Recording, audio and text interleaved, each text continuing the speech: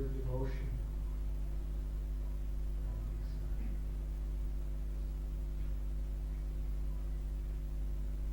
The path of bhakti is the awakening of the dormant love. Lord Chaitanya spoke, Nitya Siddha Krishna Premas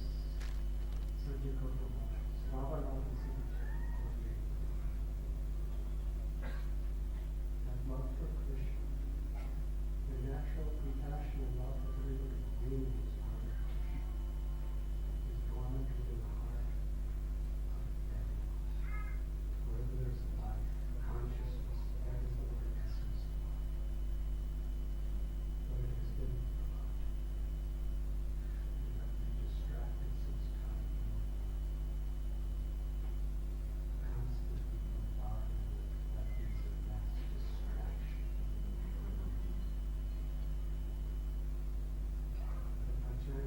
Associating with holy people, that's natural.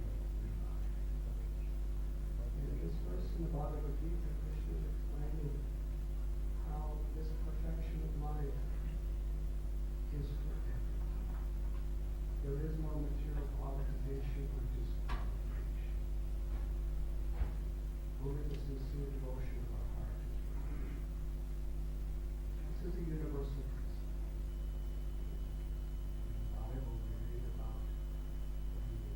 Something like a prostitute who was rejected by society. She came to make an offering to Jesus.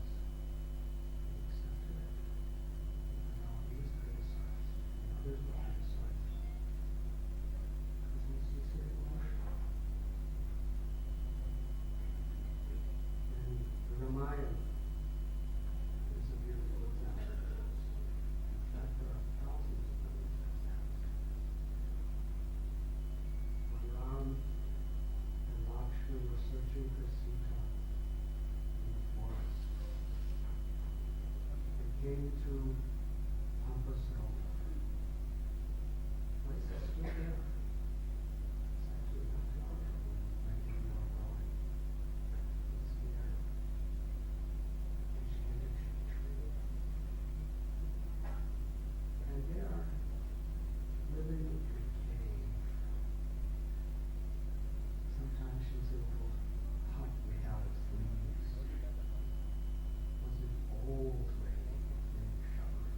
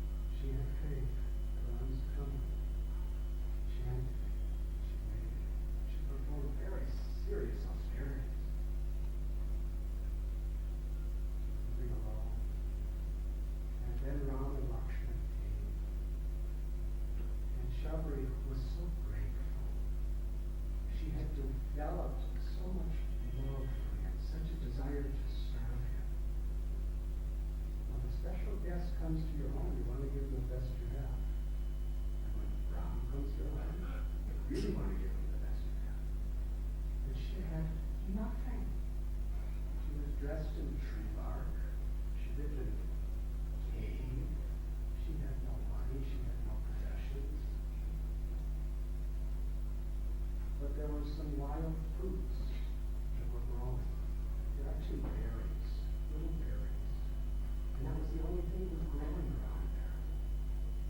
But the thing about these berries is if they're ripe or unripe, they look exactly the same. If they're unripe, they're terribly bitter. And if they're ripe, they're very sweet. So she collected a bowl full of these fruits. And she didn't want to give Ram a bitter one. So Ram was sitting, and she was sitting in front of him, and she would take one of those little fruits and bite a piece of it. And if it was bitter, she put it aside for herself. She didn't later, because she didn't want to waste anything. And if it was sweet, she took it out of her mouth and handed it to Ram. And Ram very graciously ate it. And it tasted like nectar.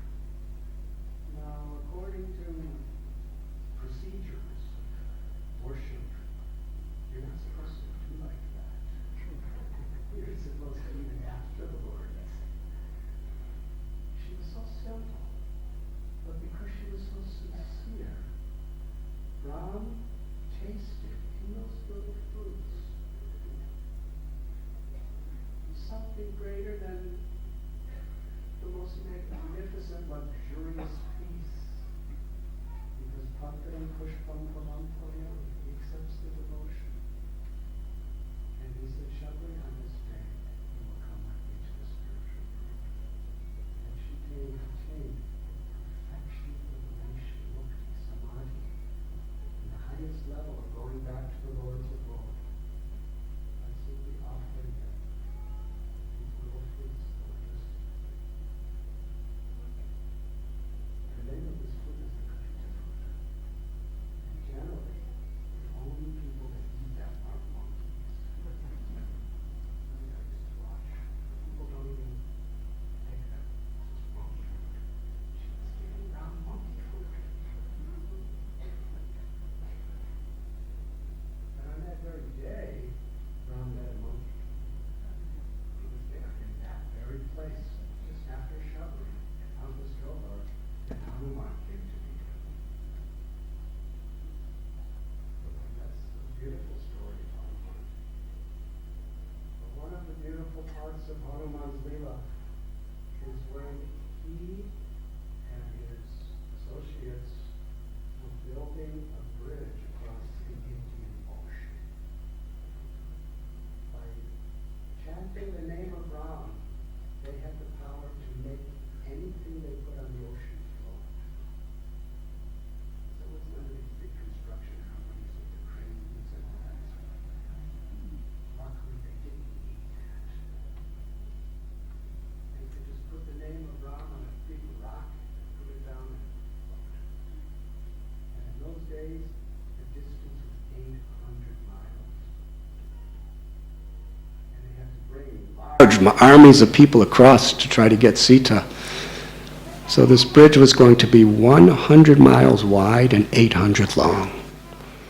And Hanuman was the main builder. He was literally ripping peaks off of mountains, which were miles in size, and carrying them and putting them in the ocean, and it floated. And as he was holding this massive, massive rock on the path to get to the place he was going to put it, there was a tiny little spider.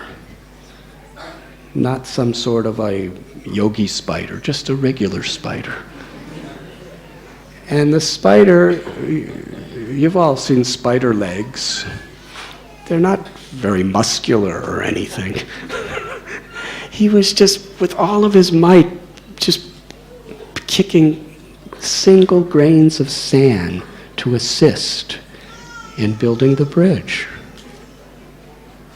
And Hanuman was looking at this little spider under him, blocking his way, when he was carrying something miles in size. And Ram was right behind Hanuman. And Ram told the world through Hanuman Please note, Hanumanji, this spider is doing exactly the same service as you are. And as far as I'm concerned, he's doing as much as you are. Because the spider is, according to his little capacity, she may have been a girl too, her capacity. According to her little capacity, she's doing the best she can, and you, according to your capacity, are doing the best you can. And I accept the devotion. So you are equal to me. He's contributing as much to building this bridge as you. Bhavagrahi Janardana. The Lord sees our intent. Another example is in Mahabharata, where Duryodhana invited Krishna to his palace to be honored, worshipped, and fed in incredible feast. Duryodhana was the reigning king, and he was very envious. He actually usurped the king from Arjuna and Yudhisthira and the Pandavas. And the reason he wanted Krishna to come, he wanted Krishna's favor so that Krishna didn't get in his way of further exploiting the Pandavas. So he was going to worship Krishna, honor Krishna. He had beautiful crowns and precious jewels and magnificent food just to bribe Krishna so that Krishna would let him do his thing. And he was waiting with all of his ministers, queen. And Krishna went right to his house, looked at it, and walked away. But it was lunchtime. So Krishna, without even announcing he was coming, he went to Vidura's house, who was living in a very simple little place. And his wife was there, Vidura. And they didn't know he was coming. They had no food in the house. That's how simple they lived. Somehow or other, she ran and got a banana. That's all she could get. Because Krishna was hungry immediately. And she was so nervous, it is said, that she peeled the banana and threw the banana away and gave Krishna the peel. Krishna ate the peel and was totally satisfied. More than those luxurious hundreds of preparations on silver and golden plates that Duryodhana had prepared for him. Because it was offered with devotion. And the example is given in Srimad Bhagavatam. If you water the root of a tree, every part of the tree is satisfied. If we please, samsiddhira haritoshan, if we please the Lord by our sincerity, then we become completely satisfied. Our very souls, our hearts, our minds become satisfied. Real fulfillment. In giving, we receive the most.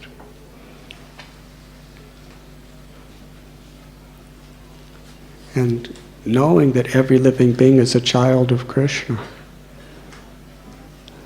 to serve the body, minds, and especially the souls, the atmas of other living beings, is the greatest way of finding the true inner fulfillment of pleasing the Supreme Lord. That is bhakti. So today's festival, many of you were here this morning, where there were some hundreds of people plucking flowers. Why do we pluck the flowers? Why don't we just throw the flowers? The idea is a meditation on qualitatively, in this case it's a little quantitative too, giving pleasure. And devotion is oftentimes very much in the detail.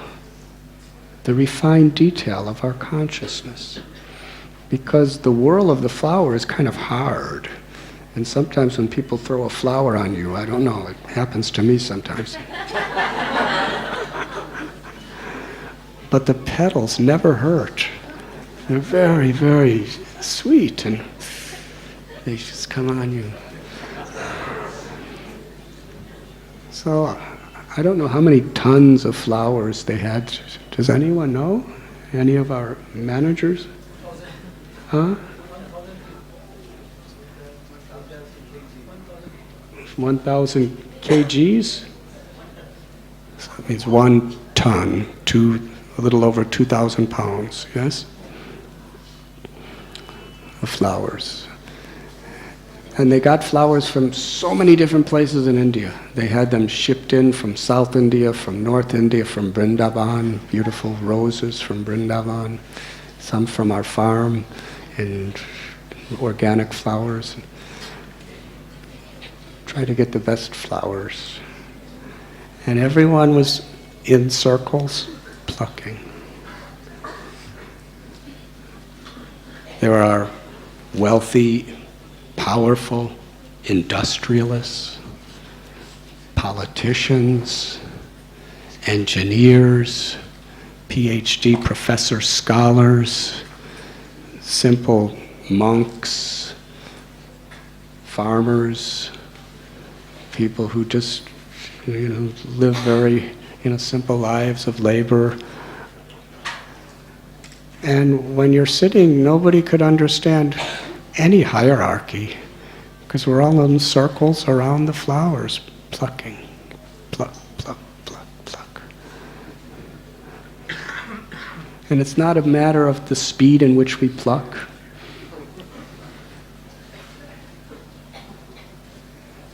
It's just when we take our individual plucked petals and put them in the basket, they all become a combined offering of devotion.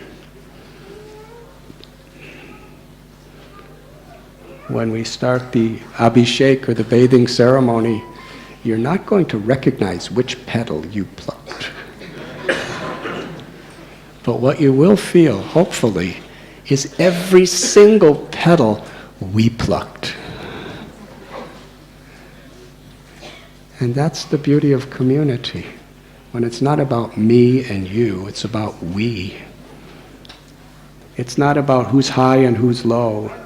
It's about serving God. And God doesn't see high-low. He sees sincerity.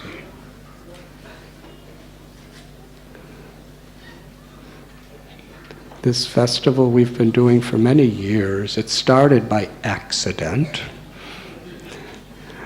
but now it's become a very holy tradition.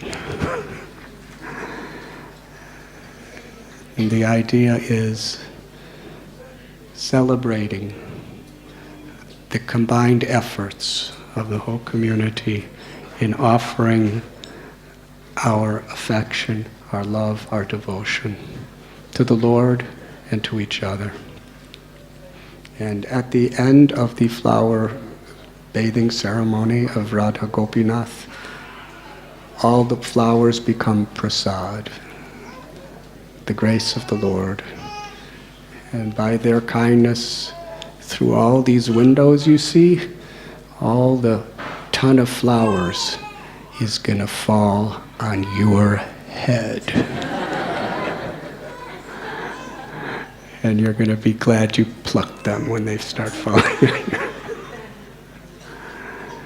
So thank you so very, very much. And the beautiful thing about a flower festival is there's red flowers and yellow flowers and green flowers and white flowers and orange flowers. There's purple flowers. They have different shapes, different fragrances. And when they're all together, the variety creates more beauty. the different religions of the world, the different races of the world, the different levels of occupational tendencies of people in this world, all these varieties that people have been fighting about, arrogant about, envious about, having wars about, hating about. These same varieties are actually created to create a very, very special beauty within the world and within life, if we just see it in relation to Krishna or to God. A garland, when there's a string, all the different color and shapes of flowers become beautiful.